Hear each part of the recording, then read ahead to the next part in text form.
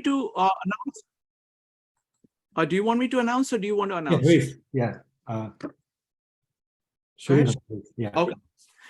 Welcome everybody to 52 Living Ideas and the World Philosophy and the Toronto Meetup. This is Art of War. We are on chapter 3. The format today is we're going to go, verse by verse or paragraph by paragraph. We're going to have a couple of readings, and then Jason and Amon are going to present their translation. During the initial phase, we're going to just focus on the text itself. And after we are finished with the chapter, we're going to open it up for any comments about application of it to modern times or any other times. All right. So with that, let me hand it over to Jason. Welcome. Okay, good evening. Welcome. Okay, so today we are going to start on chapter 3. Okay, the total is Art of War has 13 chapters. So we are on the third week, which is chapter 3. Let me go over on what we learned from chapter 1. But chapter 1, we talk about the planning. The title is the planning, the plan. Okay, so basics. Sun Tzu is told the prince, the ruler, a war is a significant business, life or death. So, and he lay out 5 things you need to know. Okay. And then chapter 2, which is last week, the title is waging wars. Okay, so but technically inside, Sun Tzu is telling the prince, the head of the state, what's the cost of waging war. So take this way, it's a business, a financial plan. Sun Tzu tell the prince how much money it will cost if you wage a war. And then more important is not the lump sum cost, because when the war is dragging longer, you have the daily cost, and you have to make sure you can afford, and then you have to finish it as soon as possible. There's no reason to last long. So that's last week. And this week, we are going to chapter 3. And the title is so-called a stratagem to attack. It's interesting, okay, and we hope we will have an answer by the when we at the end of this chapter, because when question is why he called attack and not talking about defense. Okay, I think that's a big question, all right? So stratagem. So it actually is a strategy. So if you look at the way of strategy, easy way to think about it is a marketing strategy. When you do it in the marketing, right? If you put this one as a metaphor as a marketing or business, okay? So chapter 1 is your business plan. Chapter 2 is your financial forecast, 5-year P&L forecast. We all need to do. Chapter 3 is your marketing strategy. So when you talk about marketing strategy or any strategy, there's 2 things we need to do. First, you define your goal. Okay, so I think that's first question. The question people asked last week, how do you define winning? So that's your goal. So Sun Tzu is going to tell about this. You need to define the goal. And number 2, you need to know what's in the business. You need to do market analysis. So you need to know yourself and also know others. Then you can develop a strategy. And that's the reason this chapter 3, is talking about strategy. Okay, so we call the stratagem to attack. Okay, so that's the way to do it. And I personally, I still believe the audience of this chapter is still the prince. But, it could be have a different opinion, from this point. But I still believe the audience is the prince, the head of the state. So that's before we start, that's thing I like to review. And Among, you probably have something to say about I can just add a couple of things. This is the chapter with probably the most famous line everyone knows when they think of the art of war, know thy enemy, know thyself, or some iteration of that. That'll come at the end. It's important to recognize that when we talk stratagem, we're not talking tactic. There is a difference. And I think Jason's allusion to a marketing stratagem is actually a really good one, because a strategy is a 30,000 foot view, and it's meant to be all encompassing. It's meant to account for everything. A tactic might be a particular marketing media or a video or a spokesman. Those imply tactics. And so I want to draw that distinction early, because sometimes it will sound as if Sun Tzu is talking in real abstract. But that is because strategy is meant to be at that sort of once removed view. Other than that, I have nothing else to add, but I'm really glad to see everyone here.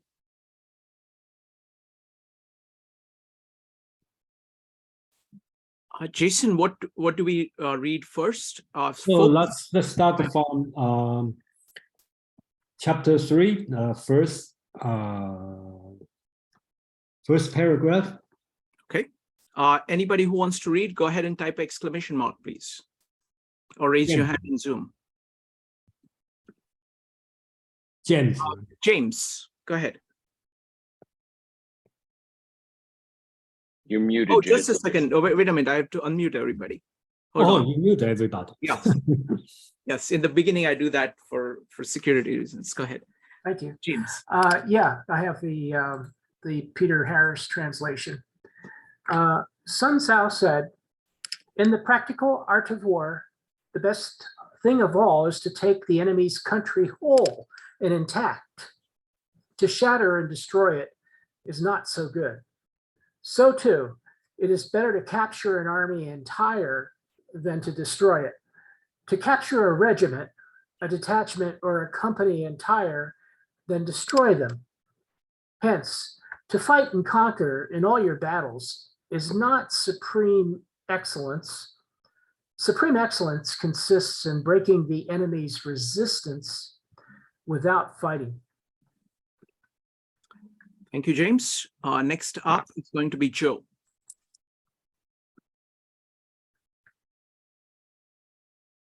Let me see if think that oh yeah.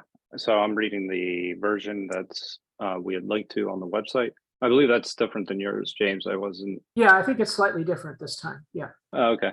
Sun Tzu said, "In the practical art of war, the best thing of all is to take the enemy's country whole and intact. To shatter and destroy it is not so good.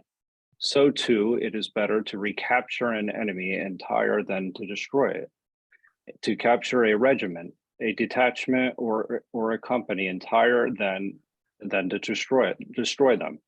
Hence, to fight and conquer in all your battles is not supreme excellence. Supreme excellence consists in breaking the enemy resistance without fighting." Thank you. Jason? I think this chapter, I like to mention the first thing. I think this one, the first sentence, Sun Tzu start to define what do you mean winning. Okay, what kind of winning we want. Okay, so it's a little bit lengthy. It kind of like a repeat itself 1, 2, 3, 4 times.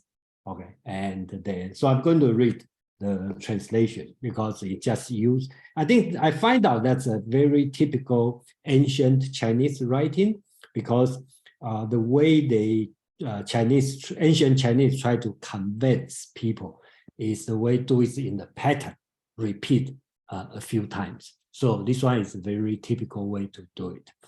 So it is a general rule of military operation. Taking the enemy's country as a whole is best, yet destroying it is the second choice. So you talk about the best and the second choice. Of course, you want to choose the best. So taking the enemy's army as a whole is the best, yet destroying it is the second choice. Taking the enemy's regiment as a whole is best, yet destroying it is the second choice. Taking the enemy's company as a whole is the best, yet destroying it is the second choice. Taking the enemy's squad as a whole is the best, yet destroying it is the second choice. So Sun Tzu repeat a few times, okay, from the entire country, from the army, from the from the regiment, and from the squad, okay, company, squad, okay. So when you fighting, you want to take whatever you are facing as a whole. You don't want to destroy it. So that's the general rule. And later on, Sun Tzu will draw on the second paragraph, second line. He draw the conclusion. He want to tell you why, right? So for this reason, fighting 100 battles and winning 100 times is not the best of all. Not fighting a battle and break the army's military force is the best of all. So he's talking about very important concept here.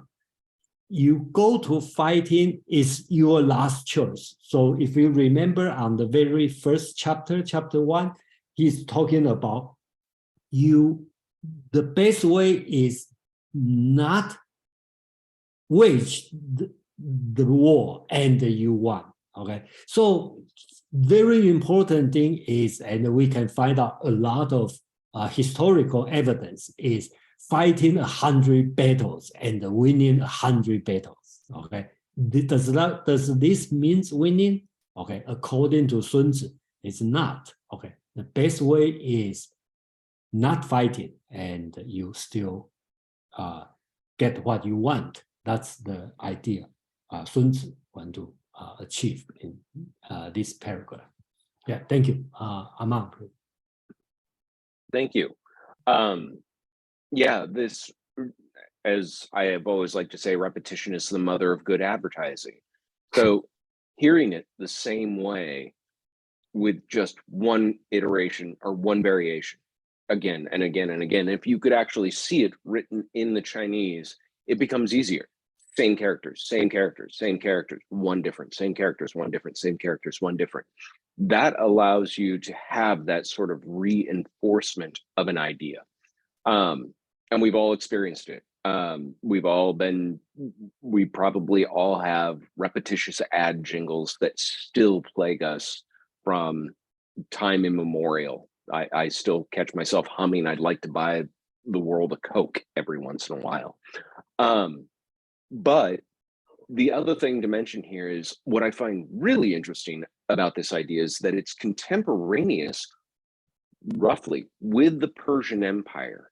And if you look at what was happening in the Middle East at that time with the Persian conquest, this was a military operation that did not hew to Sun Tzu's advice. And they may have been very large, but it was very brief. And the downfall was a precedent set where that region of the world has changed hands more often than probably just about any place on planet Earth since. So the idea that there is something accomplished by going in with a scorched earth policy and forcing a submission upon the other really is, it can be a short-term successful tactic. As a stratagem, it fails.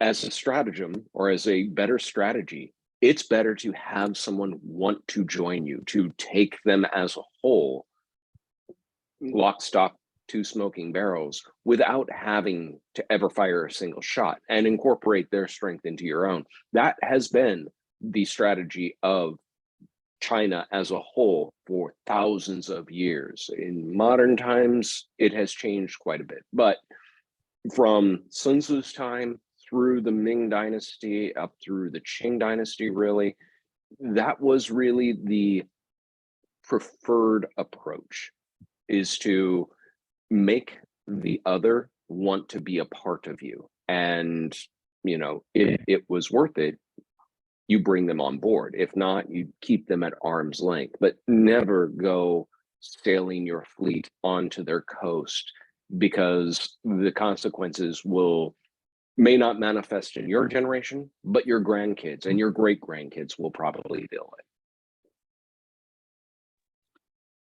Thank you, Amon. So folks, any comments on this particular paragraph? You're welcome to do that. Next up is going to be Srividya. I'm not going to read it because I am reading off what was posted in your group. I just had a question. Is it the right time to ask questions, or is it just for reading? You can ask questions about this particular paragraph. You're welcome to do that, please.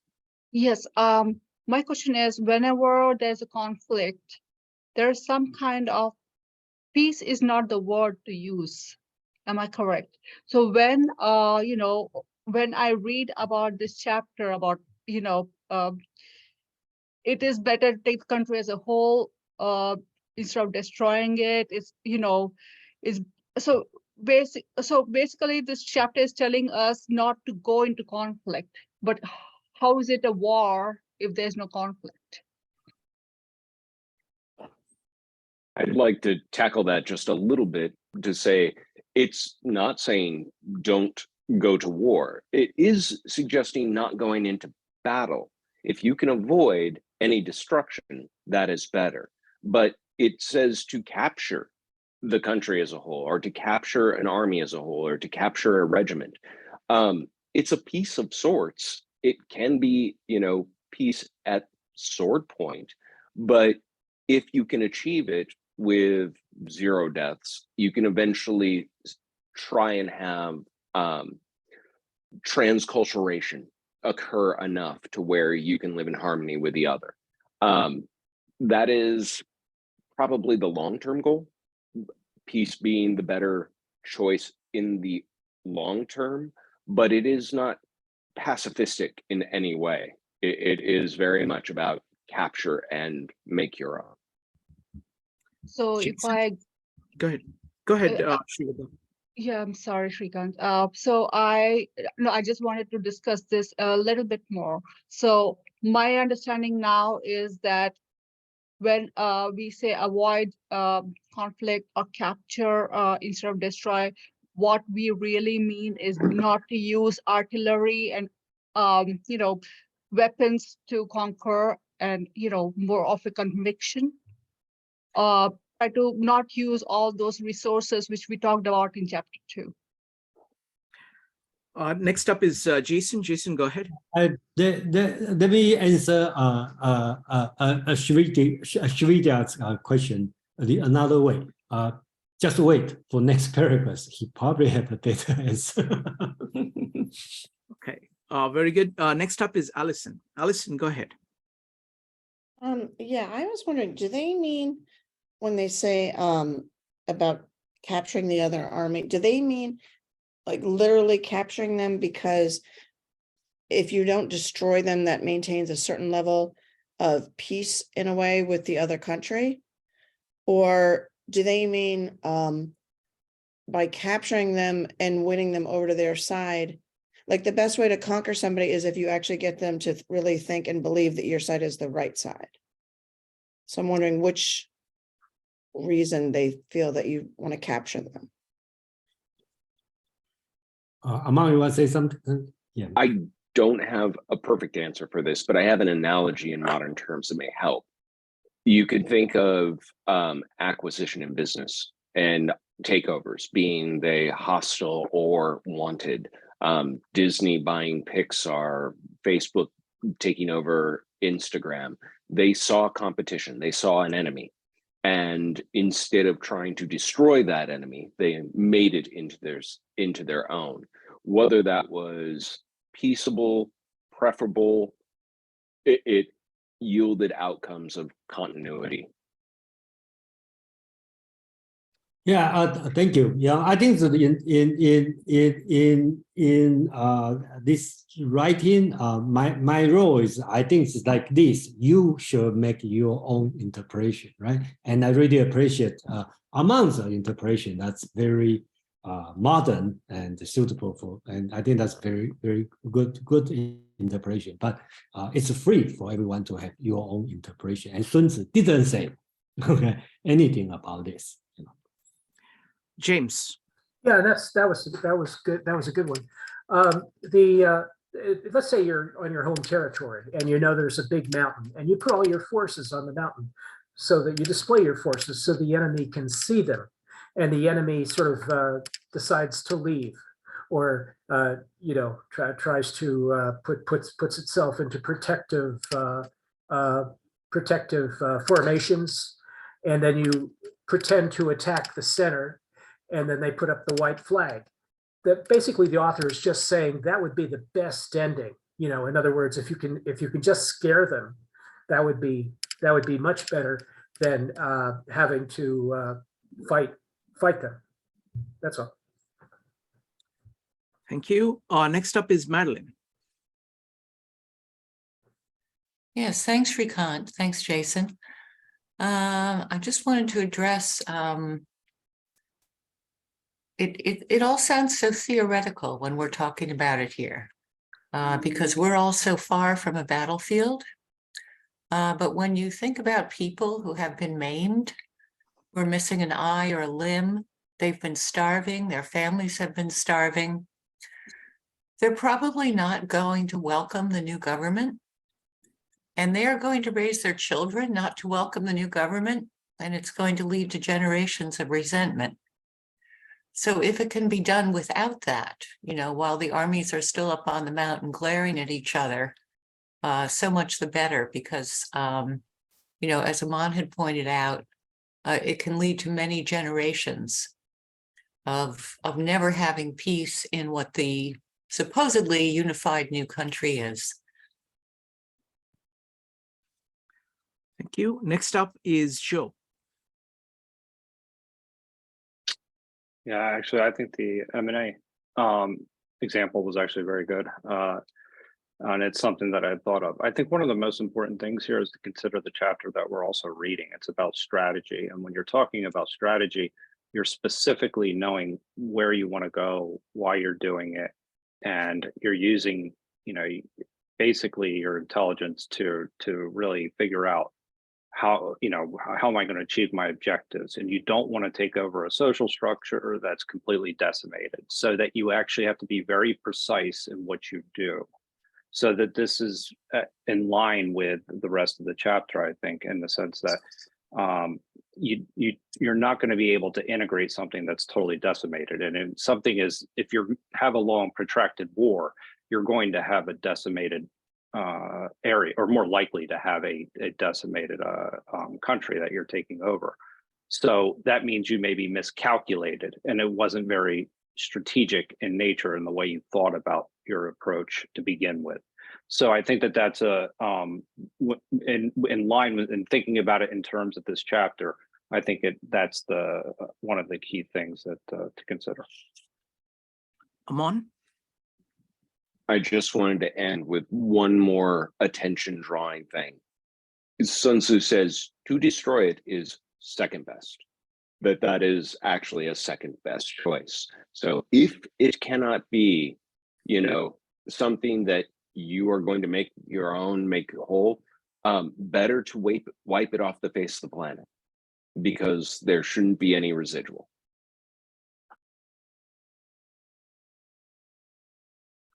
Thank you. Mark? Thanks, everyone.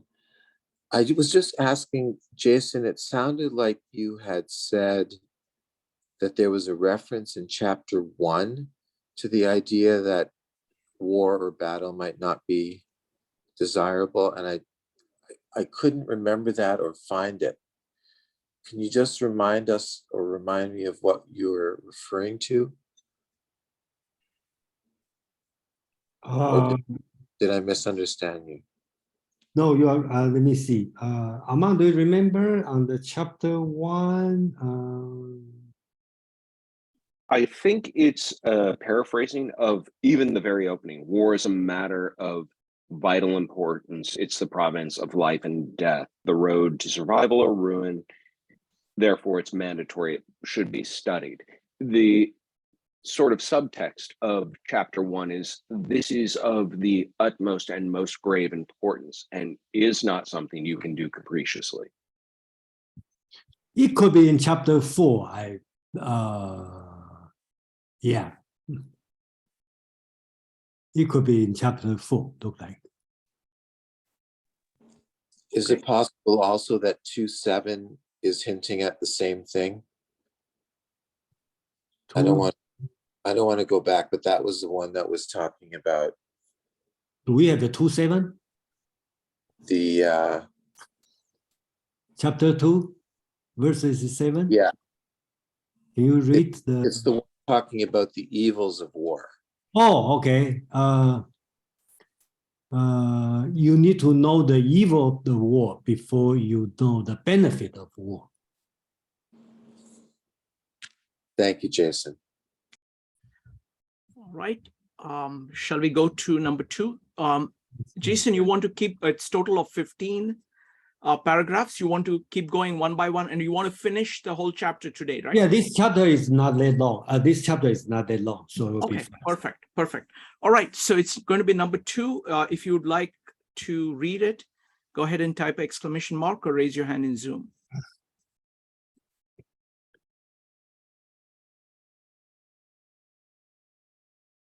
Okay, we'll start with James, followed by Joe.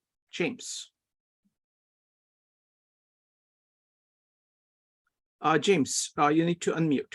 I'll allow Joe to read since I have the same translation. Okay, Joe. Thus, the highest form of generalship is to balk the enemy's plans. The next best is to prevent the junction of the enemy's forces. The next in order is to attack the enemy's army in the field. And the worst policy of all is to besiege walled cities. The rule is not to besiege walled cities if it can be possibly avoided. The preparation and mantlets, movable shelters, and various implements of war will take up 3 whole months. And the piling up of mounds over against the walls will take 3 months more. The general, unable to control his irritation, will launch his men to the assault like swarming ants, with the result that 1/3 of his men are slain, while the town still remains untaken. Such are the disastrous effects of a siege. Thank you. Thank you, Joe. Next up is Madeline. Madeline, go ahead. Yes, I have the Roger Ames translation.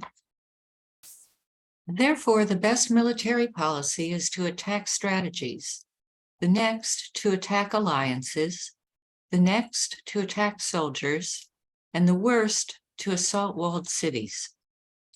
Resort to assaulting walled cities only when there is no other choice. To construct siege screens and armored personnel vehicles, and to assemble all of the military equipment and weaponry necessary will take 3 months. And to amass earthen mounds against the walls will take another 3 months. And if your commander, unable to control his temper, sends your troops swarming at the walls, your casualties will be 1 in 3, and still you will not have taken the city. This is the kind of calamity that befalls you in laying siege.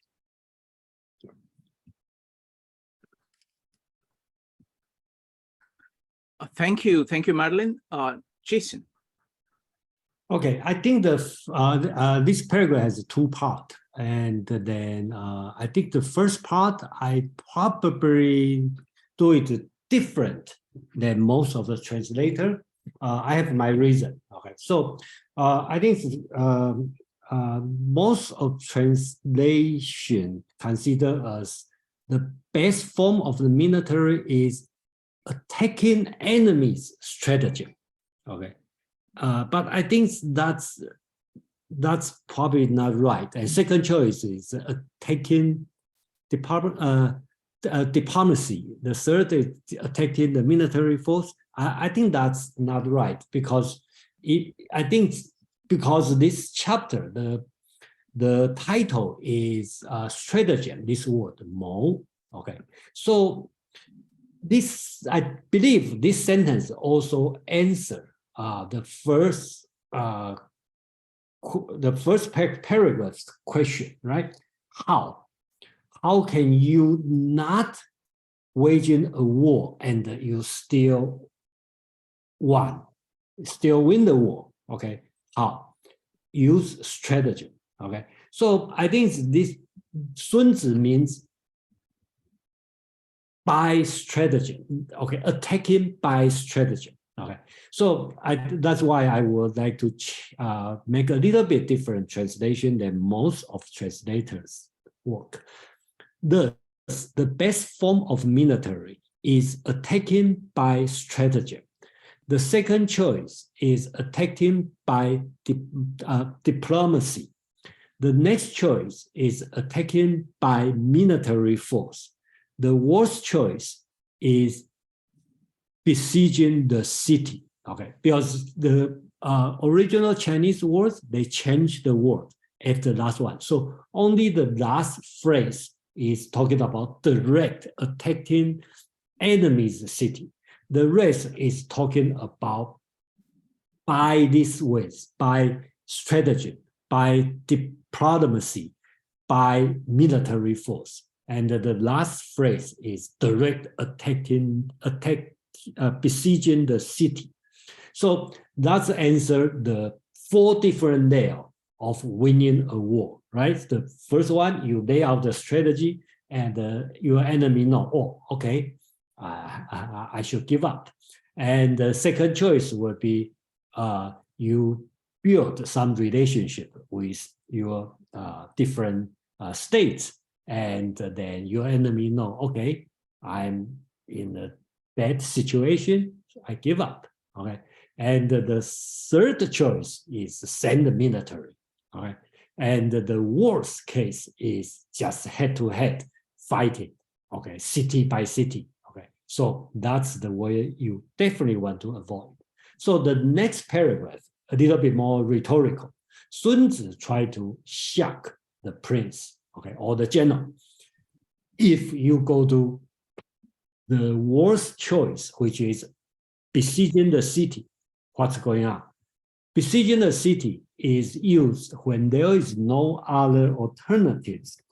Fixing the mantles and attacking cars and preparing all equipment will take 3 months. Building observation towers will take another 3 months. When the general cannot control his anger and make his soldier advance like swarming ants, 1/3 of them will be killed, but the city will remain untaken. This is the disaster of besieging. So definitely try to avoid besieging, okay, the city. So I think that the second paragraph is try to support the first sentence that you should try your best to avoid besieging a city.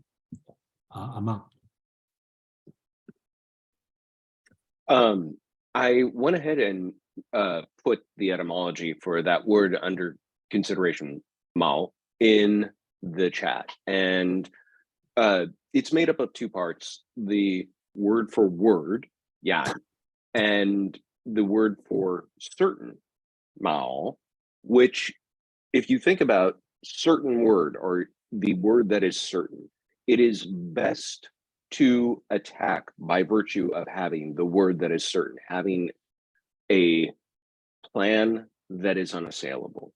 I liked Jason's choice here to focus not on the tactics of how to attack the other, attack their strategy, attack their alliances, attack their military force.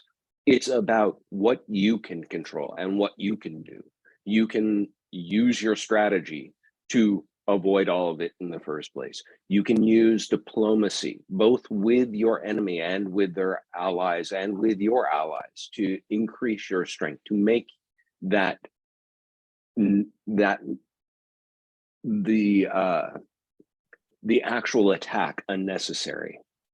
If you actually engage in military forces, well, you're on a very low tier. And he talks about besieging a city, a very common form of ancient warfare all throughout the world, very costly one. There are horror stories right up through the medieval ages of what sieges cost people, both the besieged and the besieger. To that ends, if you ever get a chance to travel Europe, if you're ever near a river, especially in Western and Northern Europe, you will not be too far away from finding a castle, because those castles were built because of Viking sieges, Viking attacks. Vikings would sail down along the rivers, see a village, go attack it. So what did they do? They built giant walled castles. And it was an arms race, but it was one that kind of worked, because if there was an easier fare or an easier target, spending time attacking a walled city was just months and months that they knew they didn't have typically. So this is sound advice that in reality plays out quite practically. Thank you, Amon. Next up is going to be Chris, followed by Bill. Chris. Yeah, I think I read this slightly differently, Jason. So, but my approach is probably just from a military point of view. So I think the least controversial is the forced choice versus besieged, because in many different kind of writings, right? You go back to the Sumerians when they talk about strategy. There's always either to be a 2-to-1 to 3-to-1 force ratio from the people attacking versus the people defending a particular fortification, right? So I think that one's pretty logical. But where I differ is on the third option, where it is not simply, attack by military force or engage the enemy. It specifically engage the enemy in open field combat. Because what you want to do is you want to destroy their military force, or at least dominate it, in whole.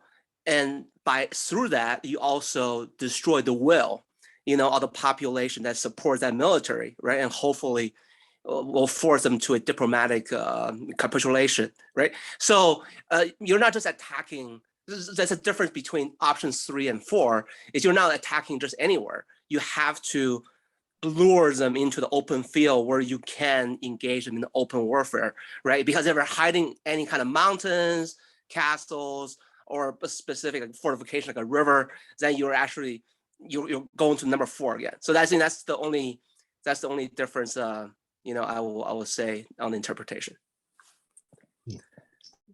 Thank you. Next up is going to be Bill, Allison, and Joe. Bill. Yeah, thanks for calling on me.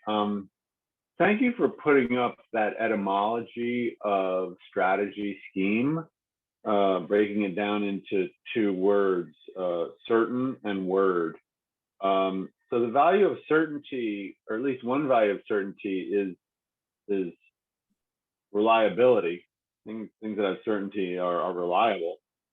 And this points to his comment about diplomacy as a way to avoid having to do battle. So combining his point about winning by strategy and winning by diplomacy,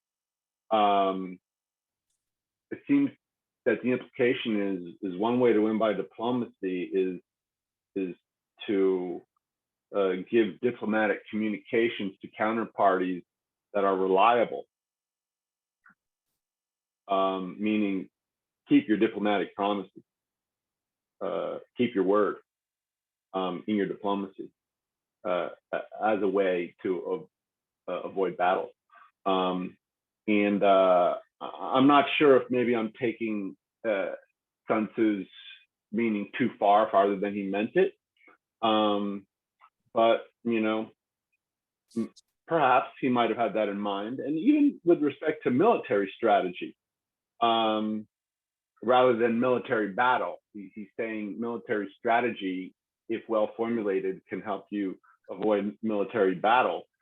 Military strategy involves commitment even on your own side, like your whole team committing to your strategy. And what instills commitment from all members of your own team? Reliability of your promises is one thing. So I'll pass. Thanks for listening. Thank you. Thank you, Bill.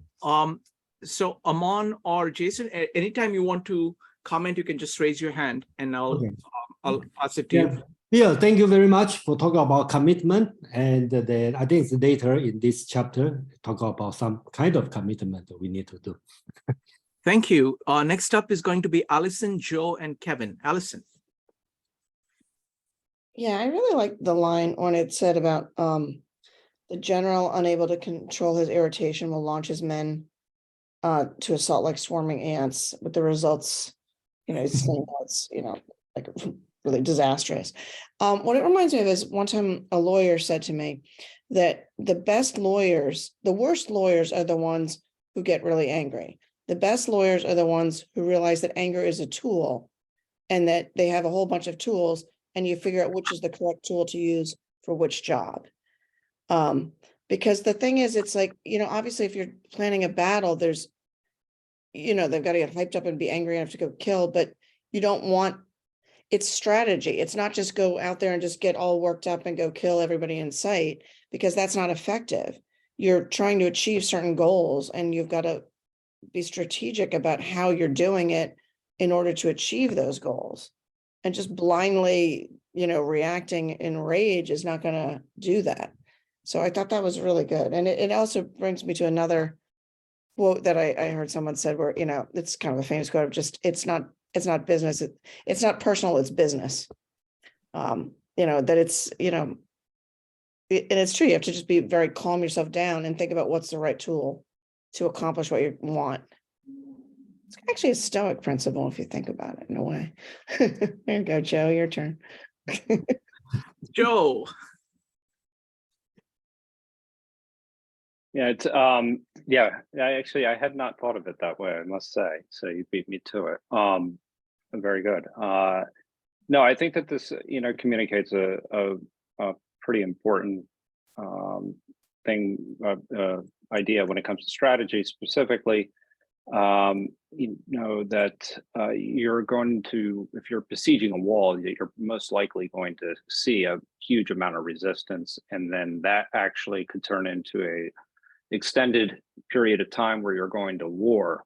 And whereas opposed to using a more strategic approach, which would actually include smaller groups of forces that would actually could weaken the city in other ways, you know, in a very strategic manner. That, you know, that actually is something that goes to kind of the theme of how a smaller force can actually be successful against a larger force as well, because you're not necessarily just sending everyone into battle over a wall. So if you think about the Battle of Thermopylae or something like that, you know, where the Persians were coming in and essentially the Greeks were just sitting there, and they had and now that gets back to one of the principles too that we can keep coming back to, which is know the terrain. So I think that these are things that in a way you're kind of, this is the terrain, you're still falls into that category. So it gets into a lot of different things, and this is applicable to modern life, to how we approach so many different problems, where you want a small group of individuals, you know, attacking a problem rather than, you know, throwing a bunch of people at a problem. And I've heard so many different times in an organization, oh, we need more people. Well, no, you need the right people. You know, that's what you need to start thinking about. Because when you're thinking about that, and this is the strategic part, you're thinking about strengths and weaknesses. And you're thinking about what are the strengths and weaknesses of the organization? What does it need? And you're thinking in terms of strategy as opposed to thinking in terms of just pure brute force. So anyway. Thank you, Joe. Next up is Kevin. Yes, thank you, Frank.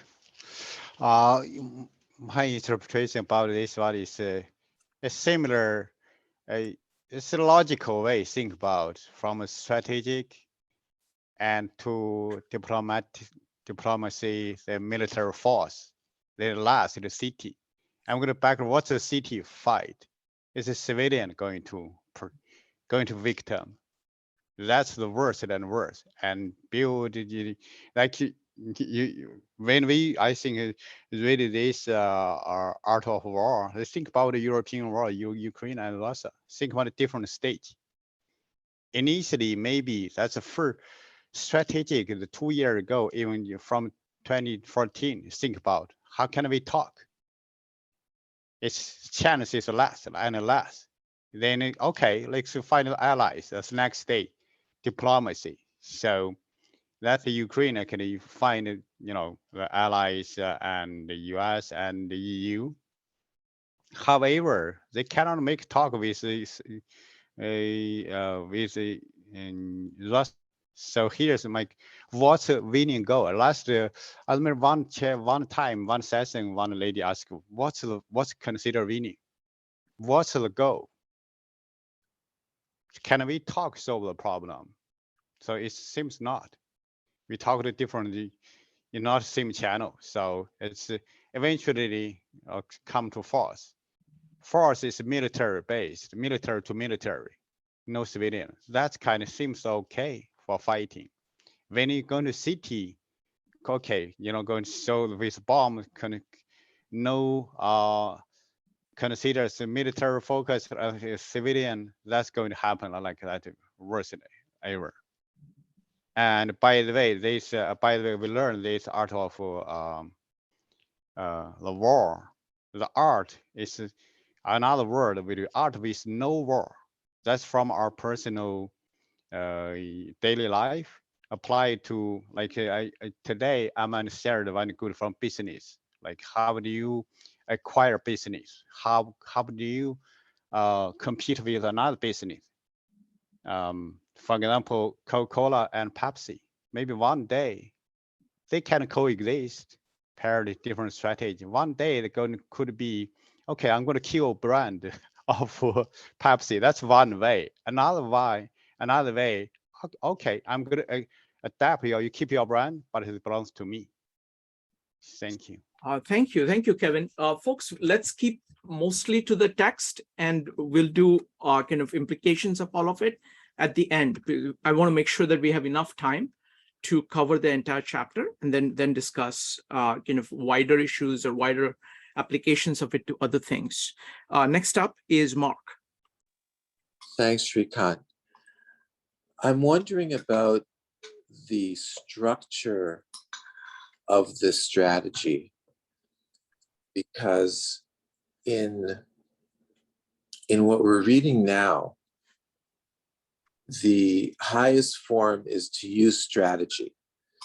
But the next best, as Jason described it, I think, was diplomacy. That's also part of strategy. And if we want to attack the enemy's army in the field, that's also part of strategy. So they're all nested within each other. But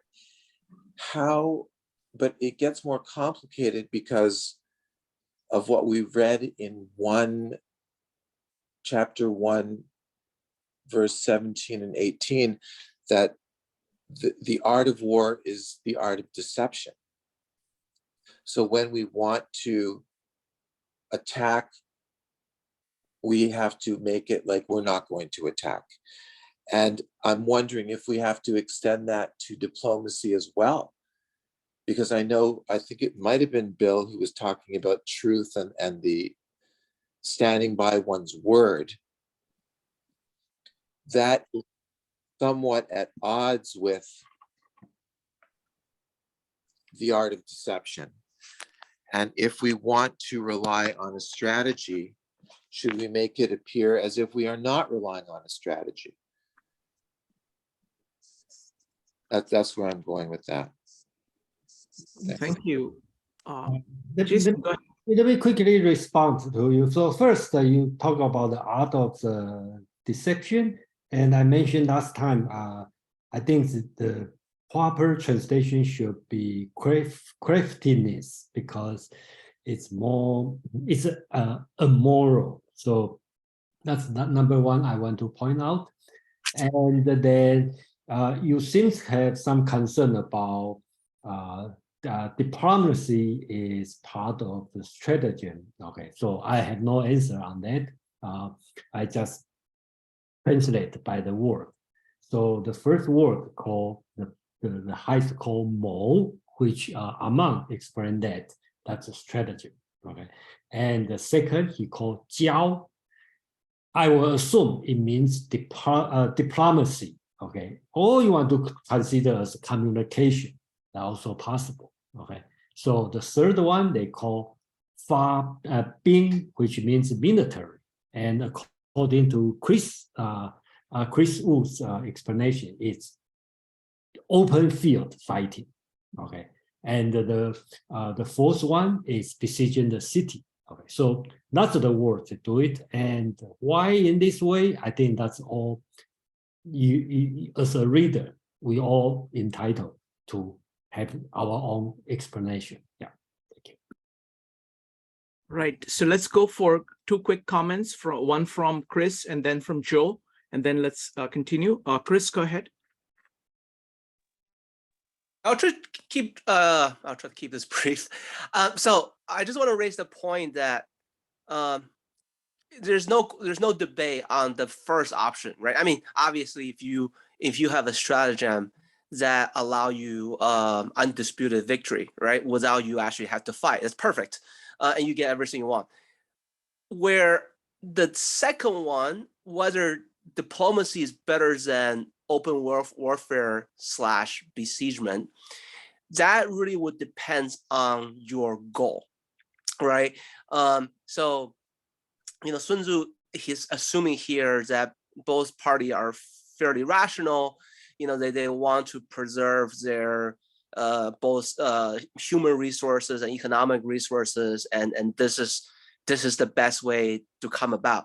But if you are into a conflict, especially a one that involves blood feud over hundreds of years, and you believe the only way to secure peace is the complete decimation of the other party, because you tried the peaceful stuff before, right? There's examples like, you know, the Roman versus the Gauls, right, where Caesar give the Gauls many chances to submit, and they did submit, but then the instant that he leaves, they will revolt and kill everybody, and then he's eventually forced to come back and massacre everybody, right? Or the Israel versus the Canaanites in the Bibles, or the most recent example, you know, is really, you know, the massacres of the Armenians by the Turks, you know, which is really not well documented, right? So there are cases like that where your political and military goal is different than just a pure rational economic and resource base. They have to do with like long-term planning. So in that way, diplomacy sometimes is not better than the open warfare / besiegement. So that, just want to make that point. I'll stop. Thank you. Next up is going to be Joe, and then we'll continue. Joe. Yeah, very briefly, I'll just say regarding the moral law and keeping your word, that mostly pertains to your people that are actually underneath you, so that they will follow you into battle and trust you, as opposed to actually maybe using it with an adversary, which is somewhat different. So I just wanted to point that out, because deception is a part of warfare and is noted like several times in the so it doesn't necessarily conflict with the idea of deception. You're not deceiving your own people, is the most important thing. Thank you. All right, let's continue our reading. Who would like to read the next paragraph? I will go with James. James, go ahead.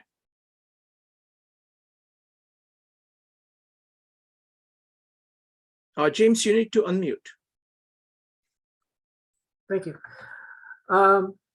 Therefore, the skillful leader subdues the enemy's troops without any fighting. He captures their cities without laying siege to them. He overthrows their kingdom without lengthy operations in the field. With his forces intact, he will dispute the mastery of the empire, and thus, without losing a man, his triumph will be complete. This is the method of attacking by stratagem.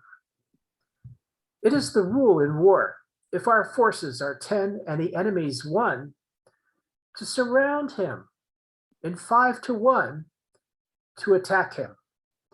If twice as numerous, to divide our enemy into 2. If equally matched, we can offer battle. If slightly inferior in numbers, we can avoid the enemy. If quite unequal in every way, we can flee from him. Hence, though an obstinate fight may be made by a small force, in the end, it must be captured by the larger force. Thank you, James. Let's see, somebody wants to read another different translation? Madeline or Amon? I can go ahead and read. Go ahead. Let's see. Thus, those skilled in war subdue the enemy's army without battle. They capture his cities without assaulting them, and overthrow his state without protracted operations. Your aim must be to take all under heaven intact. Thus, your troops are not worn out, and your gains will be complete. This is the art of offensive strategy. Consequently, the art of using troops is this: when 10 to the enemy's 1, surround him. When 5 times his strength, attack him. Sorry, I don't know if I've got commentary here or not.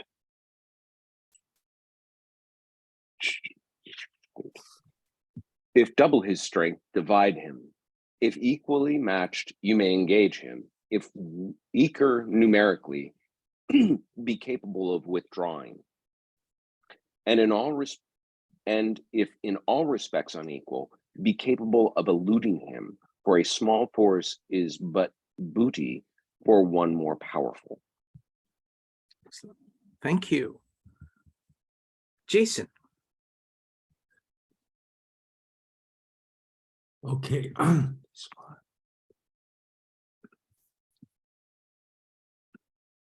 So therefore, those who are good at military operations subdue an enemy's army without fighting, taking their city without besieging, break into an army's nation without lengthy operation.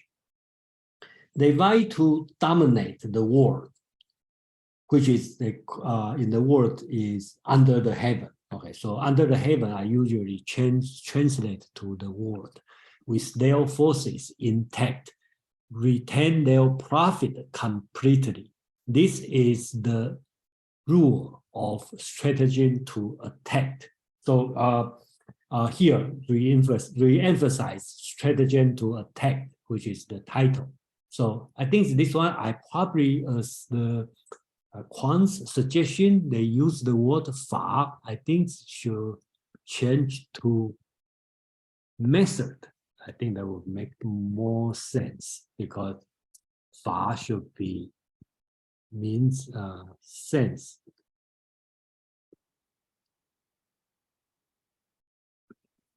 Okay, and the second part, thus the method of military operation is to surround the enemy if our forces are 10 times that of enemies, to attack them if ours are 5 times, to divide them if ours are twice, to fight if ours are equal to theirs, to flee. I think the better word could be to withdraw if ours are less than theirs, to avoid them if our forces are weaker than theirs. So I think this is another kind of repeat pattern, okay, to that people and try to, I think as I mentioned last time, this text is very specific on number, talk about 10 times, 5 times, 2 times, equal, less, weaker, okay, what you need to do one by one. So the last sentence is interesting, okay. I think they have many different interpretation, and the way I make my translation, I think that makes sense, logical sense, and also match the text. So the last sentence, the reason is that persistently fighting against a small enemy will end with being captured by a large enemy. So basically, Sun Tzu is talking about if small, here use 小敌, okay, small enemy, okay, you face small enemy. 坚 means persistent, okay, you consistently fighting with the small enemy, okay. Eventually, you will be captured by the large enemy, which is from the large enemy, okay, large army from the enemy side. So that's the last sentence. I think that's also important. Also reflect, you should not make your war last too long. Thank you, Haman. Yeah, I just want to sort of echo that last sentence that Jason was pointing out, the idea that if you squander your resources in petty battle against a target that is not worth it, you weaken yourself so much as to make yourself the soft target for another to decide to come and attack you. That's actually a prime opportunity. This is why proxy wars are so common throughout history, but especially in modern times, because the idea of full open warfare between, fully militarized nations in the modern world is almost unthinkable to us. But a proxy war can bleed off the resources of one of those strong powerhouses enough to make them susceptible to whatever the machinations are of the larger. Thank you. Thank you, Amon. Next is going to be Chris, followed by James. Chris. Yeah, the first few, was like Jason said, was the specific numbers that that happened to be really the downfall of a couple of famous like Chinese and Japanese generals, because they, these people read these things like the Bible, and I think through our history, those numbers actually is not like a hard and fast rule, right?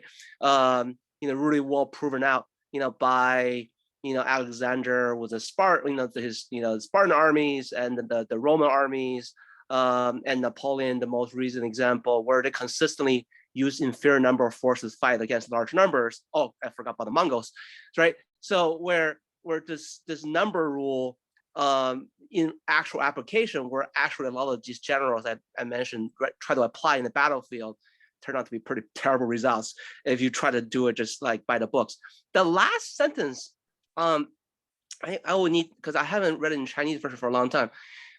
I always remembered it was translated to if you're small, right? He recommend that you can flee, but he says no, you could do guerrilla fighting, and you could make a strong fight. You could make a strong effort fighting as a small force, but eventually you will lose out to a larger force. So that's quite different than the one Jason's talk about. It's interesting, right? Two completely different messages. So I'm just wondering. Yeah, Chris, the Chinese is read 小敌之坚，大敌之勤. Okay, so there's no logical sentence, logical turn between the sentence. So I think your interpretation, my version, I think both match. to the text. Okay, but that technically is everyone's choice. And the reason I make it is because the word 知 in here. So that's why I ponder this sentence for a long time, you know. So 小敌之坚, okay, so it focuses on the persistence, and then 大敌, the big enemies, 之擒, capture. Okay, so what's the logical between the persistence and being captured? That's up to you. So I will assume if you are persist for too long, and then you may be captured by another big one. So but Jason, this the very quick one, and then let go on to other people. Yeah, please, The reason I think the first translation is because he did say, you know, as one of the techniques is when you have a superior number, you can divide your enemy, right? So what's the logical conclusion? If you divide your enemy, then the big battle is going to become smaller battles, right? Because you're actually trying to use your superior force to divide the enemy into smaller forces, and then you fight them in smaller battles, but because your number is superior, you are going to prevail. I use that logic to do this translation, you see, because, and then I say, if you're the smaller force, you really should be running away now, because if you stay and fight, eventually the larger force will submit you, right? So it kind of, to me, is more logically consistent with his first sections. Anyway. Okay, thank you. Yeah, I think that we just, you know, we probably don't have to have a conclusion here, but I just let everyone know it's many ways to to interpret, and depend on which one you focus more. Yeah. Thank you. Next up is going to be James, followed by Sebastian. James. Yeah, I was going to make a very similar comment. Essentially, in English, there's a bias towards talking about the principal versus the secondary, or the hero versus the villain. In the end of the sentence, the hero becomes the one that's running away, the weaker force. So the last sentence would need to have some kind of clarification that it is the principle that is expressing the principle of all the above, or something like that. That is a general comment about all of the above, so that it doesn't feel out of order with the last clause of the previous sentence. So that's just a kind of like a composition suggestion, because the English reader will get confused and think that the small force, the small force will be captured by the you're saying the small force will be captured by the larger force, but in reality, but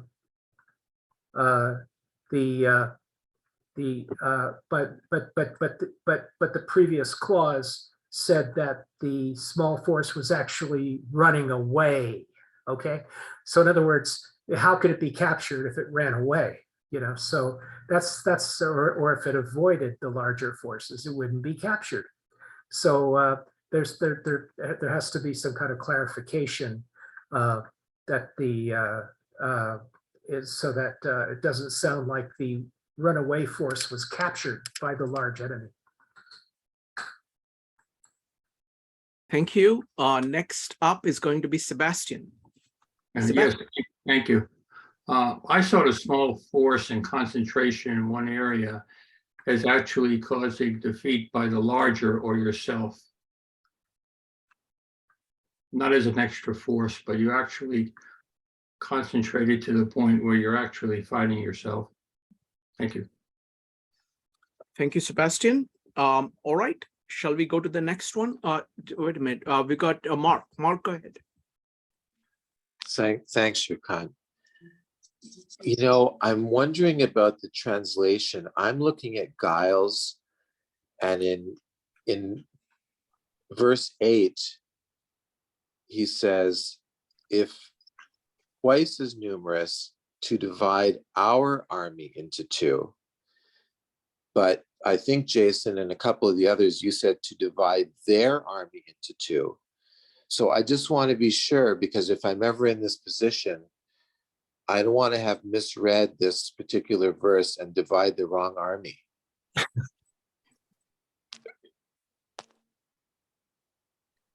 Okay. Then, Which army is it? I think that's how confused of the ancient text is. Actually, if you want to say, okay, if I have the double, then I divide mine by two. It logically, but I think grammar is right. Okay, but the problem is this. Let me show the text one more. That's one key thing I'm doing the translation, and I think that's why I insist is because if you read in Chinese, okay, they all, if let's use these three sentences, right? If I read is you probably notice the second word always the same, okay, and the last word also the same, okay. So there will be 10 实则为之. Okay, so 10, this one is a verb. So if you 10 times, you surround it. 5 times, you attack it. 倍 means double. Double, then divided. Divided, 之, that means then. So I think at least this word, this 之 means it's a pronoun. Okay, we don't know it's me or them. So if you assume the first one is the enemy, I think you should assume everyone means enemy. It would be hard for me to accept. Okay, 10 times you surround the enemy, 5 times you attack the enemy, and the double I divided myself. So there would be a little bit odd for me. Okay, so but of course, does the author doing this way? I don't know. He probably do this way, just write it, but I just have to assume he's not going to do this way. So that's my logic here. Well, thank you. Thank you, Jason. All right, let's read the next part. Who'd like to read? Go ahead and type exclamation mark or raise your hand in Zoom. We'll go with James. James. Okay, thank you, Srikant. And my translation is here. Now, the general is the bulwark of the state. If the bulwark is complete at all points, the state will be strong.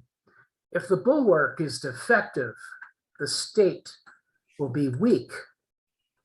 There are 3 ways in which a ruler can bring misfortune upon his army. Number 1, by commanding the army to advance or to retreat, being ignorant of the fact that it cannot obey. This is called hobbling the army.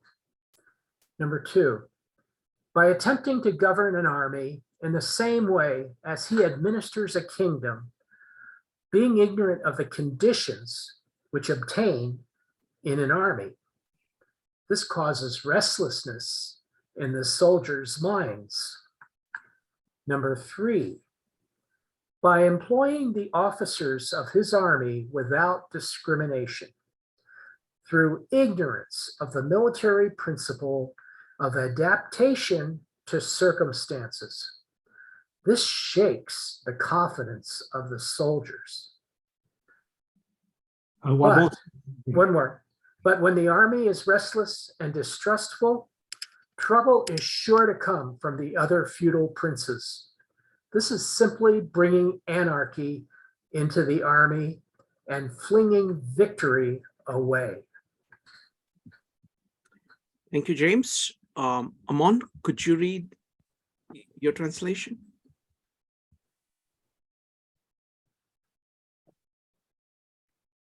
I might be able to if I wasn't too busy chatting there. we are on. Generally speaking. Sorry, mine is really difficult to actually separate text from commentary. So give me just a moment. Sure.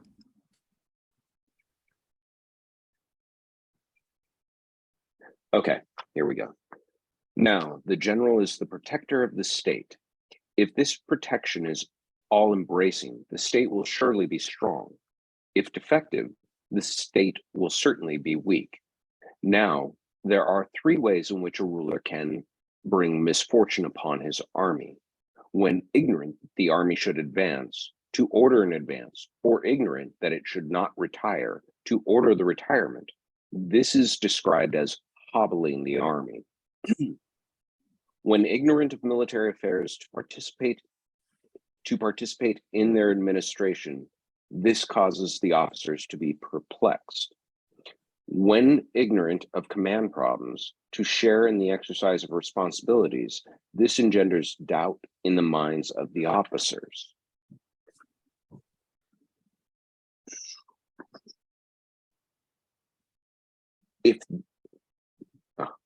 All commentary. If the army is confused and suspicious, neighboring rulers will cause trouble. This is what is meant by saying a confused army leads to another's victory. Thank you, Amon. Jason, go ahead. Okay, this one. Okay, so here, I think last time,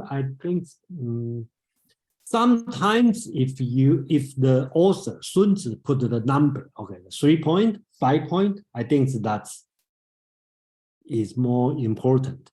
If sometimes it just list a few things without talking about 1, 2, 3, probably more rhetorical than instructive. Okay, so here's a difference is they put 3. Okay, they talk about 3 things, so it's different than just a rhetorical. So general speaking, a general is the auxiliary of a state. The state will be strong if the auxiliary is thorough. The state will be weak if the auxiliary is fractured. The fractures I translate direct from the Chinese word. Okay, so he says "xi." Okay, that means fracture. "Zhou" means thorough, like a circle. Okay, so he said, okay, therefore, a prince may cause 3 troubles for his army. So I think that's very important. So I think that's my base on this chapter is talking to the prince, okay? Because Sun Tzu is warning the prince, the ruler, the head of state, you will cause these 3 trouble to the military. That's why I believe it's talking to the prince. So number 1, not knowing the fact that the army cannot advance, but commanding they advance, or not knowing the fact that the army cannot retreat, but commanding them retreat. He is binding the army. The words I use is "mi." Okay, that's the rope. You tie the ox. Okay, so you just like tie your military, like tying an ox, okay, a cattle. Okay, so you are binding the army. Not knowing the affairs of 3 armies, but interfering with the policy of 3 armies. He is confusing the soldiers. So some translation, I think Giles' translation, talking about interfering the army like you doing the government. I think because this word 政, okay, some translator will translate as government, but I don't think so. I think this one 政 doesn't mean government, it means policy. of the military. So that means the prince interfering the policy of military. So you will confuse the soldiers, usually the general, to make decision. Number 3, not knowing the power of the 3 armies, but interfering with appointments of 3 armies. He is making soldiers cynical. So here, 权, I believe that I translate as power. And so that means 任, okay, this word means appointment, means the human resources, who is doing what, okay? So basically this power should belong to the general, not belong to the prince. If you do so, he means you is making the soldier cynical. That's Amang's suggestion, and I'm not sure what would be the best word for the E. Okay, and I like use the word like shaking the confidence. Okay, I believe that's the word's meaning, but in general, I don't like to use many words to translate one simple word in Chinese. So, okay, that's why Amang suggests use cynical. Okay, so the conclusion. If 3 armies are confused and cynical, then the disaster caused by other feudal lords will arrive. Okay, so that means, if your army is confused and cynical, then the trouble is not on your enemy, your opponents, right? The other feudal lords, okay, they are watching. They see your military is confused, cynical, have no confidence. They will start to take advantage of you. So this is called turmoil in the military, victories for others. So you cause the problem, and then other feudal lords will say, hey, that's a good chance. So that's the problem. You give the victories to other feudal lords or for other states. Amang, thank you. Thank you. Yeah, this passage actually is, I agree with Jason. He's saying that he is addressing the prince. I agree with that. And if you read this, he's saying, but out. You need to stay out of these affairs. You can't know all these. I do think that that's the preponderance of the argument to this point is, this is everything you need to know to execute this activity. You don't know it all, so don't do it. If you have a general who's capable, they'll know it all. They can do it well. You should appoint a good general, and I'll tell you everything that it is you don't know, so that at the end of it, now you know there's a whole lot you don't know. But here, he's telling him very specifically, if you meddle in the affairs of the military, you will screw it up, and in one of 3 ways. Here's the ways you can do it. And I think to myself, anyone who's ever worked and had a manager tell you you've done a great job and they want to put you up for a promotion, but an owner, a CEO, or a chief officer of some kind appointed someone else who you then question that person's qualifications, it made you distrusting of the entire organization. It would shake your loyalty to the whole thing, because you can't believe that your efforts won't be usurped by some sort of nepotism. That was not uncommon in ancient China for these princelings to appoint, a cousin, a younger sibling, etc., to a position of authority and power, and they were woefully unqualified to do it. So these would be the angry idiots who would go and besiege a city. What Sun Tzu is telling him is, this is the disastrous activities that you befall upon your army.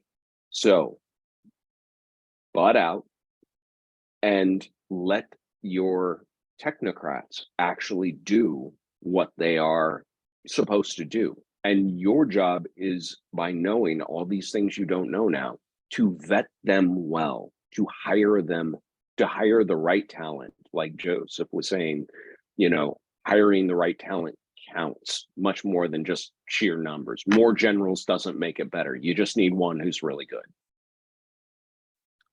Thank you, Amon. Comments, folks, comments, questions, go ahead and type an exclamation mark or raise your hand in Zoom. We're going to start with Mark, followed by Joe. Mark.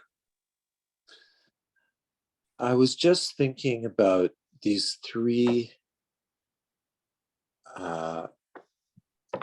problems that can arise, and they all seem to have a psychological dimension. They're all about what will arise in the mind of someone in some ways. The confusion, the perplexity, I think Jason mentioned.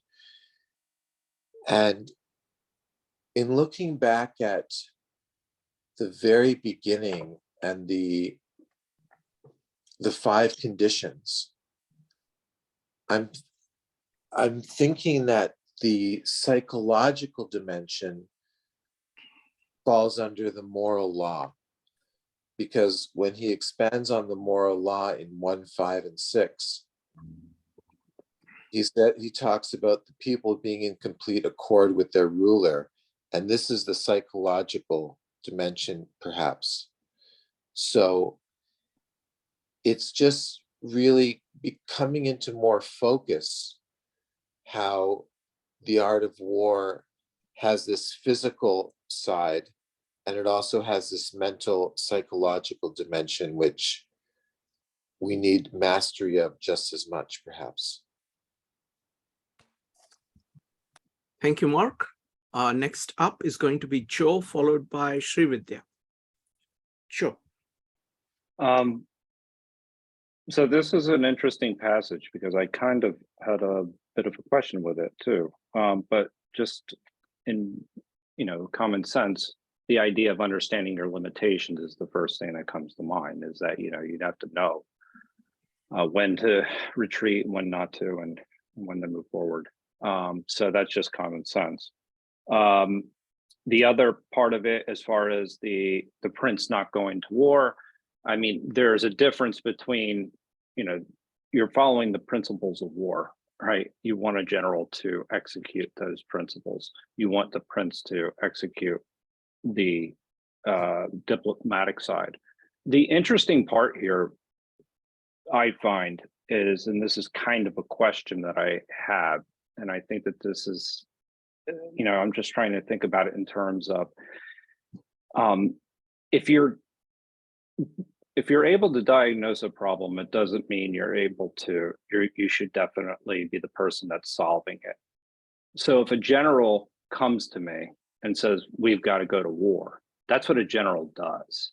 That's what they do. That doesn't, if I'm the prince, I'm sitting here and I'm saying, well, do we? Because I'm balancing all the different factors that exist. So this, kind of almost of outsourcing of decision making to a general, to me, would seem a bit risky.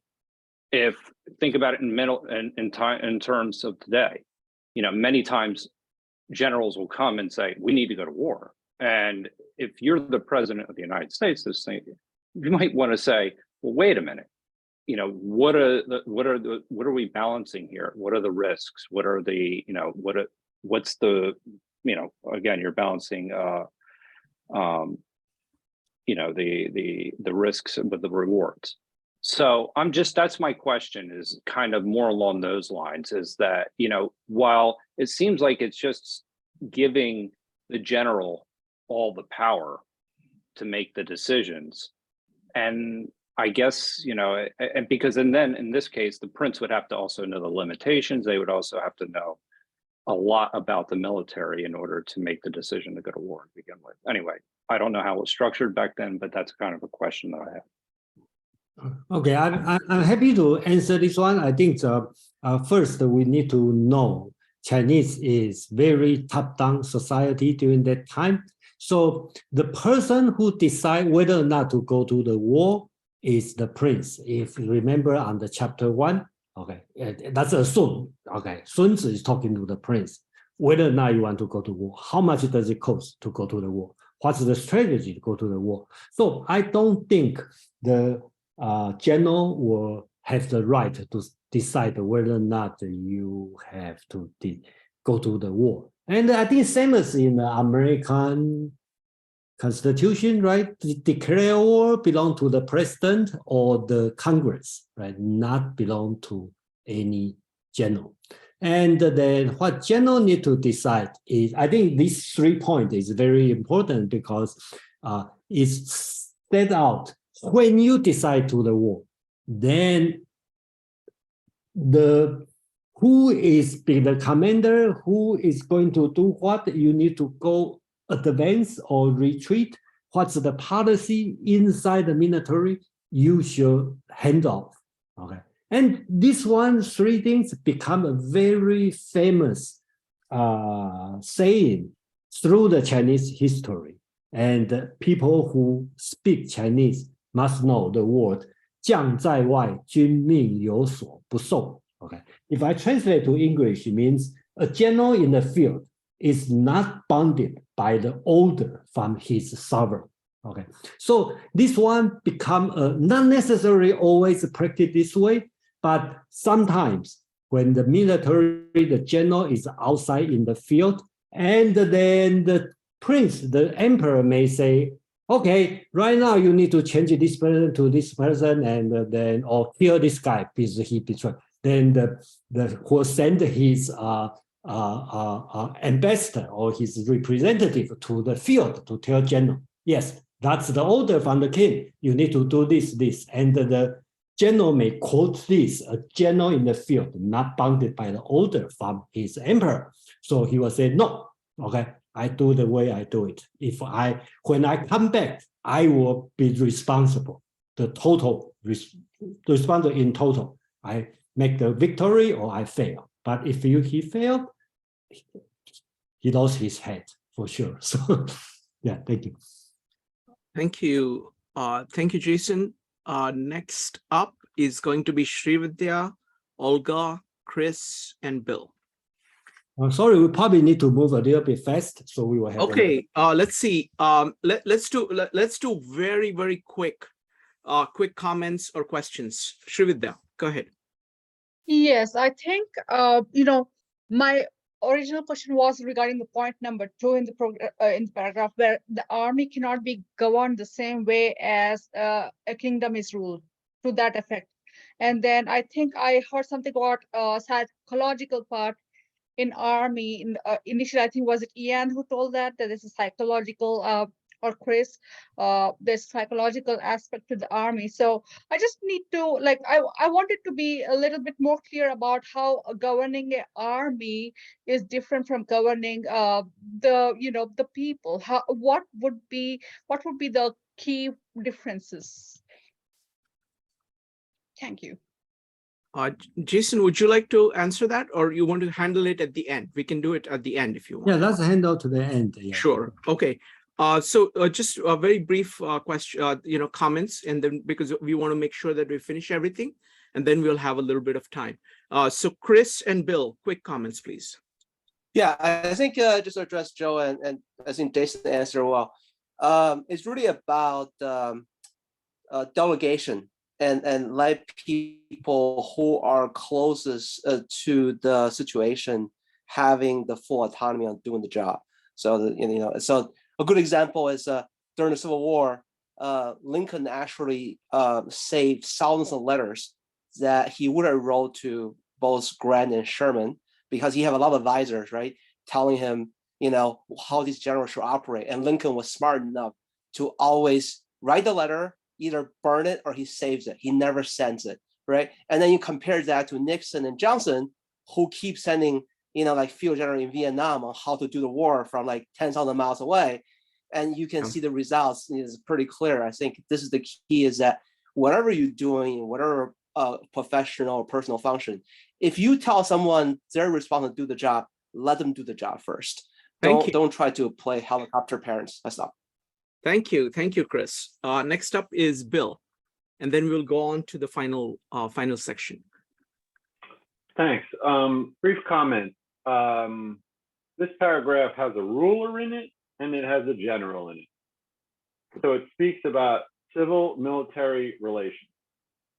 And Sun Tzu's advice to the generals is explicit in this paragraph, but combining it with his previous paragraphs in this chapter about avoiding battles, avoiding defeat in battles, adds up to additional implicit advice, which is the implicit advice to the general is, general, if you want the ruler to stay out of your business, then minimize the costs of what you do by minimizing the number of battles you fight and minimizing the number of defeats in battles that you suffer. And that's gonna help keep the ruler out of your business, because the ruler's job is to make sure that the army is fiscally affordable given the political limits, social limits, and economic limits on the tax rate. That's the ruler's job. So it seems that Sun Tzu is basically telling the generals to kind of keep in mind the ruler's fiscal constraints. I'll stop there. Thanks. Thank you, Bill. All right, let's go for the final section. Who would like to read? Go ahead and type exclamation mark. We'll have James followed by Amon, if it's okay. I'm with you, Amon. James. James, you need to unmute. Thank you. Thus, we may know that there are 5 essentials for victory. 1, he will win who knows when to fight and when not to fight. 2, he will win who knows how to handle both superior and inferior forces. 3, he will win whose army is animated by the same spirit throughout all its ranks. 4, he will win who prepares himself, waits to take the enemy unprepared. 5, he will win who has military capacity and is not interfered with by the sovereign. Victory lies in the knowledge of these 5 points. Yeah, let's finish it. That's the last sentence. Okay, the last one. Yeah. Hence the saying, if you know the enemy and know yourself, you need not fear the result of 100 battles. If you know yourself, but not the enemy, for every victory gained, you will also suffer a defeat. If you know neither the enemy nor yourself, you will succumb in every battle. Thank you. Amon. Okay, I took the time to find it this time. Now, there are 5 circumstances in which victory may be predicted. He who knows when he can fight and when he cannot will be victorious. He who understands how to use both large and small forces will be victorious. He whose ranks are united in purpose will be victorious. He who is prudent and lies in wait for an enemy who is not, he will be victorious. He whose generals are able and not interfered with by the sovereign will be victorious. It is in these 5 matters that the way to victory is known. Therefore, I say, know the enemy and know yourself. In 100 battles, you will never be in peril. When you are ignorant of the enemy, but know yourself, your chances of winning or losing are equal. If ignorant both of your enemy and of yourself, you are certain in every battle to be in peril. Thank you, Amon. Jason.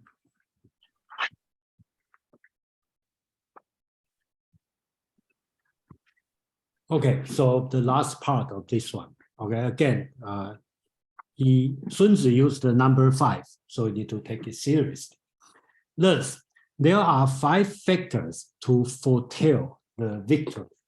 The word 知, okay, here a lot. In general, it's like in Confucius analect, we will consider as knowing knowledge.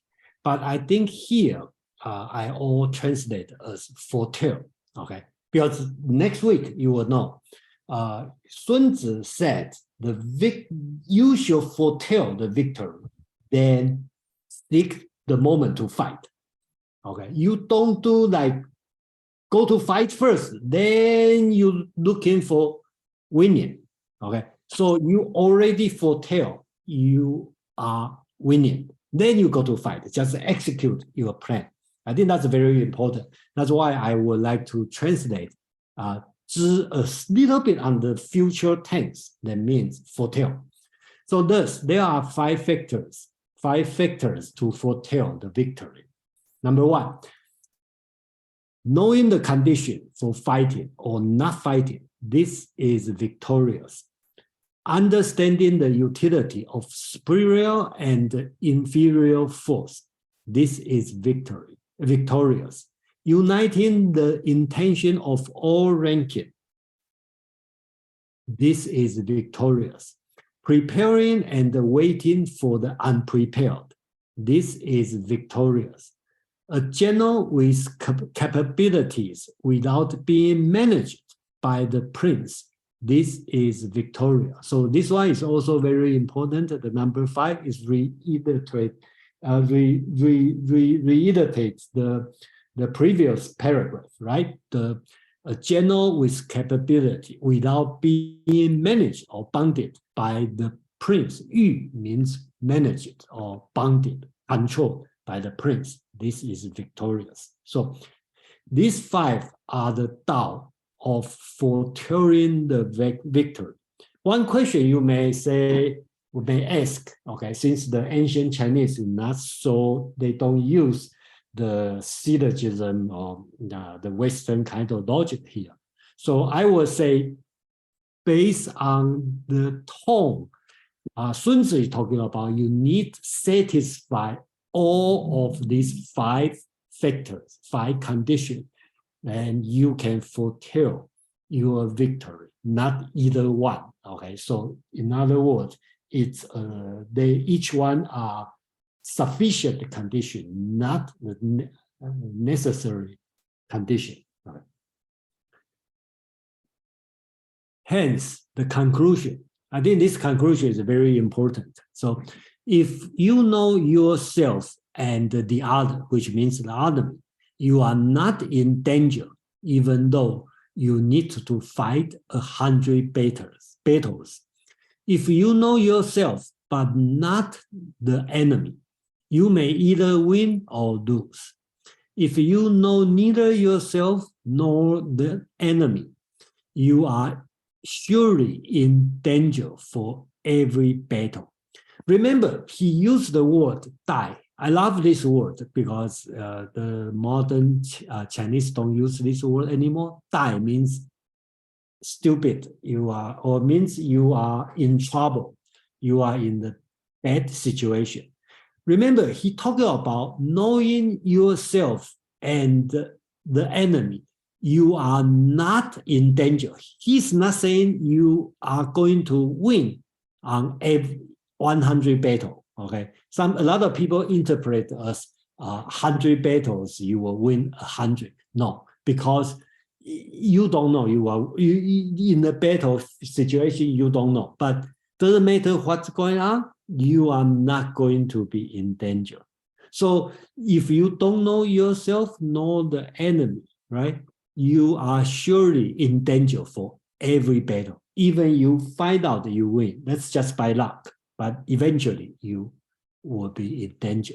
So that's a very important lesson for today about knowing you, not only in like Socratic, talk about know thyself, you also need to know the others, then you will not in danger. I think that's the lesson provided by Sun Tzu for today. Ama, please. Yeah, real quickly, I will say that verse 5, I think, encapsulates the 300 Spartans that were referred to earlier. Knowing the conditions for fighting or not, understanding the utility of superior and inferior forces, uniting the intention of everyone involved, being prepared when others are unprepared, and having a leader who is unmolested, unmanipulated from the seats of thrones of power far removed. I think this is an excellent explanation for how that legend became a legend. And yes, that know thy enemy, know thyself. I think anyone who's heard of the art of war has heard that, but Jason makes a great point. It's often misinterpreted as know thy enemy, know thyself. You'll win 100 battles. Nope, but you're not in danger to fight 100 battles if you know yourself. But you really have to know yourself, and you really have to be honest. Mark just put his hand up, but Mark's comments earlier about the psychology at work here. This is a case where that really counts, and it makes me think back to good old Slick Willie. If anyone remembers Clinton in office, this was a man who was a Rhodes Scholar, brilliant on many levels, charismatic, excellent in the political arena, but he wasn't honest with himself about who he was, and it brought about a really startling downfall towards the end of his presidency. Granted, there were many other reasons and many other players involved, but that was a failure to know thyself honestly well enough to prepare for your own foibles, let's put it that way. So yeah, if you can know yourself, it requires a brutal honesty with yourself of what your real strengths and weaknesses are. Knowing your enemy, well, that's a bonus, but at least if you know yourself, even if you don't know them, you got a 50-50 shot. If you know all this in the text and you know yourself and have just some gleaning insight into them, your odds improve better and better the more you know. In fact, I think that was the end of G.I. Joe. Every time that cartoon aired, the more you know. Thank you. Thank you, Amon. Next up is going to be Mark, Bill, and Peter. Mark.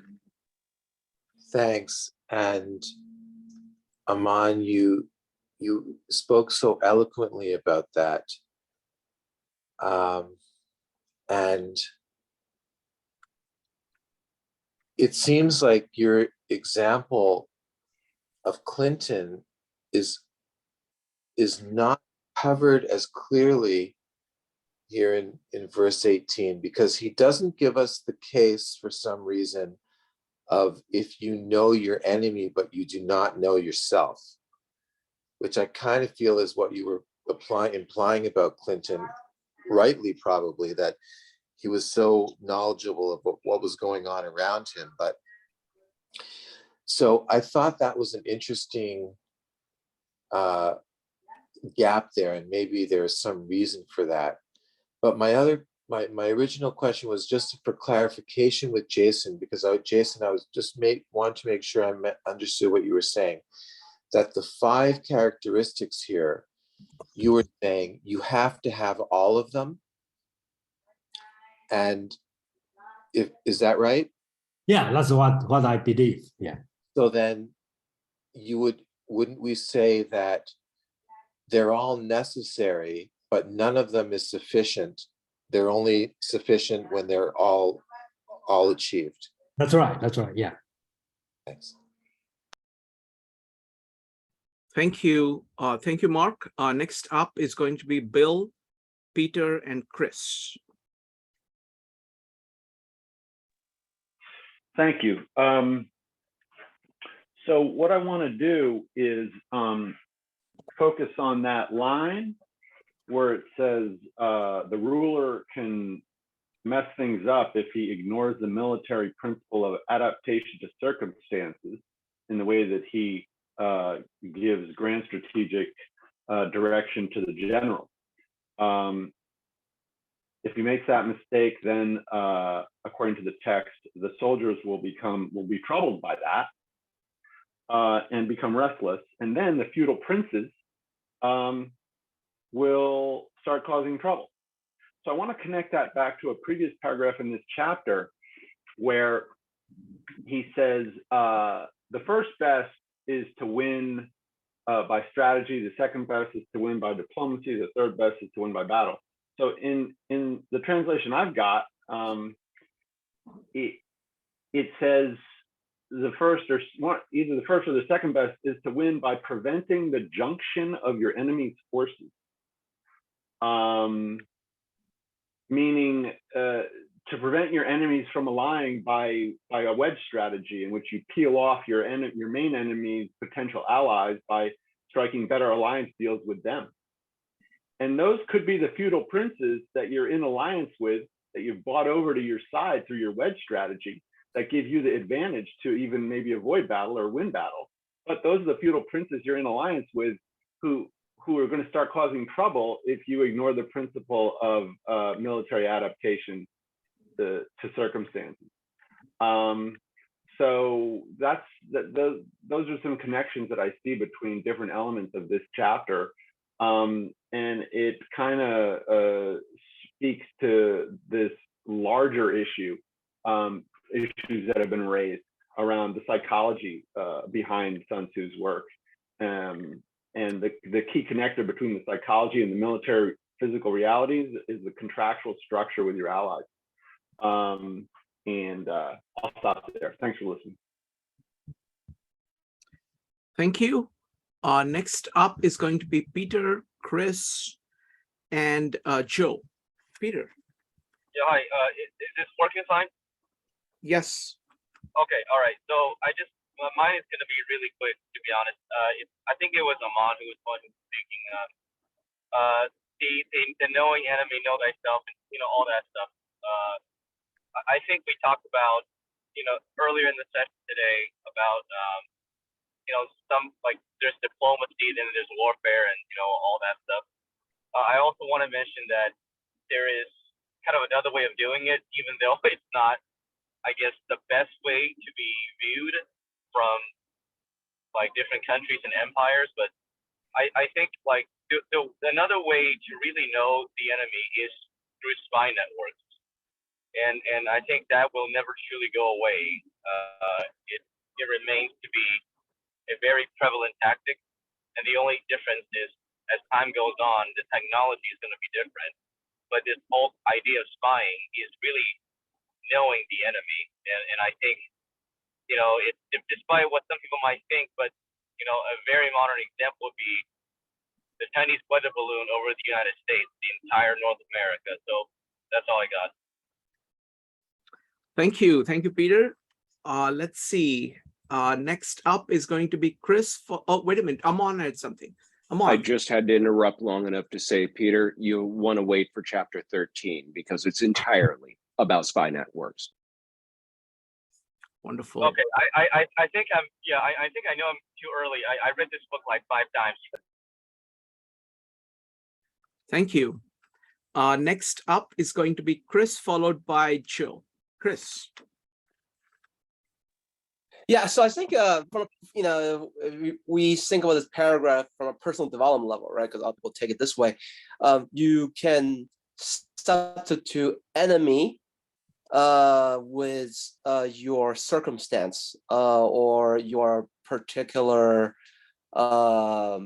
project, or so, and then it doesn't have to be adversarial. It just had that you kind of knows your environment. That's how you can be successful. From a military point of view, I actually think the 5 point is a little bit confusing because, I think the point where he says know when to fight and not to fight, and how to handle superior and inferior forces, and prepare yourself, and the way to take enemy unprepared. These are more what I call tactical aspect of conducting warfare, where I think it's super important. What I say is the the structure and the foundation of warfare is really the animation, the will to fight, and that's both the will of your army and to a larger extent the will of your society overall, to continue engaging warfare. That's absolutely critical and necessary. And the second is the military capacity, like what is your manufacture production and your logistics, how they allow you to continue the fight. Without those two things, the first three really, no matter how good you're at it, it doesn't really matter as much. So I just want to make that distinction, that really, if you go through any basic course of military strategy, they'll teach you the first two things you got to have is, gauge the will to fight, both in the civil and military forms, and also your production logistic level. And that rules everything else. How's that? Thank you. Next up is going to be Joe. Yeah, just a couple of things. I mean, obviously, one of the main themes here is to know yourself and to know the capacity and the capabilities that you have. And the way, again, I look at this text is I keep coming back to the 5 principles. And Mark's comment was actually, it was a good one in the sense that he mentioned that these are necessary but insufficient to win a battle per se. So I look at the principles as, the 5 principles that were outlined in the beginning, and these are kind of rules that you would follow to make decisions in certain circumstances that you would have to know. You would have to know when to fight, when not to fight, and before you made your decision. So these are more like kind of almost like a checkbox of like that you would go through and make sure you could do it. But again, it doesn't negate the 5 main principles that were noted in chapter 1. Wonderful. Thank you. So now closing comments from Jason and Aman. And after it is done, I am going to have questions for everybody. If you want to stay on, it's going to be about the Tao. So let's go with Jason and Aman. Yeah, thank you, everyone. And then today we talk about chapter 3, and then so next week, I think everyone already has a good explanation on that. I remember when I read the Plato's Republic, right? So people have a discussion, but some people said, "Oh, don't get tied on the philosopher king."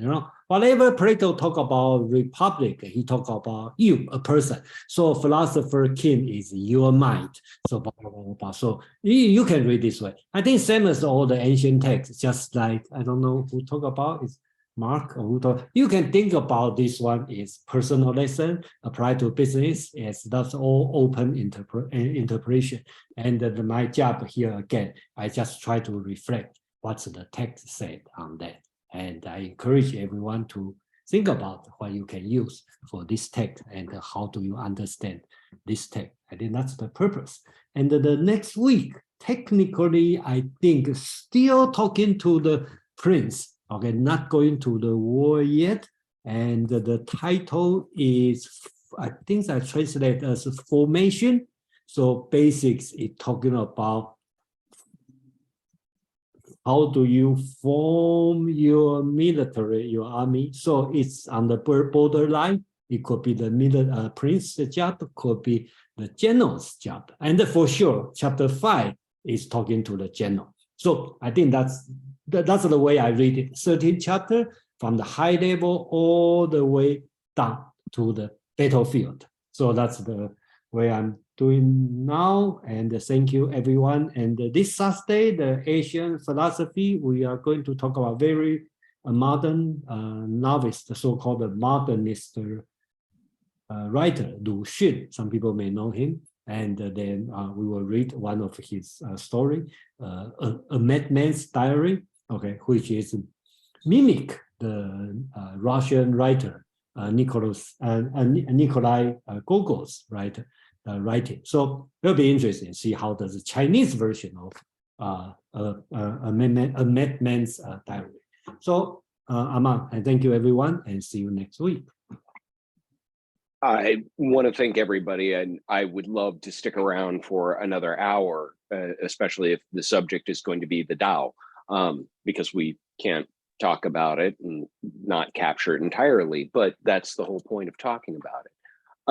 But this is subject matter that hits on so many levels like Jason said, you can read this allegorically, and it is interesting to do so because it gives you new ways of thinking about psychology, thinking about business structures or political theory.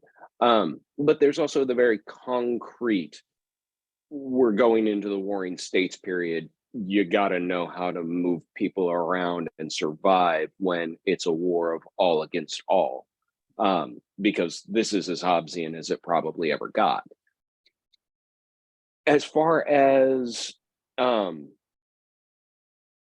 the audience is, yes, I agree with Jason. He is talking to the prince. He's also talking to generals. He's also talking to soldiers. He's also talking to the spy network, and he's talking to anyone who will listen, so that capricious warfare will be avoided, because that was getting to be the norm.